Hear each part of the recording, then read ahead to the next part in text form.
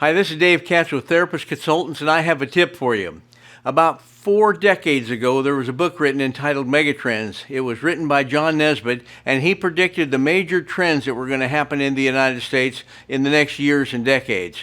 Now it's been 40 years, and we look at his trends and his ideas, and they were almost all correct. He had one chapter named Electronic Cottaging.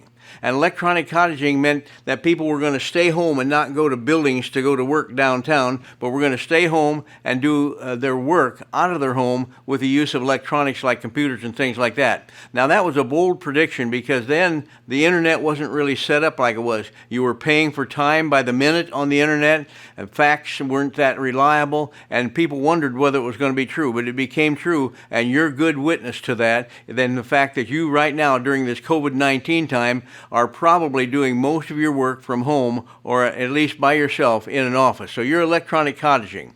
The other chapter that struck me on that book was entitled High Tech, High Touch. And he said people are going to go high tech, but they're going to realize after a while we got to go high tech and high touch both to maintain our customers. So he said we'll go high tech, which the therapists have done, and then you're going to have to go high touch. So my question for you is this. You've done a good job going high tech. You're seeing everybody online now, telemental health. But what did you do to improve your high touch now that you went high tech?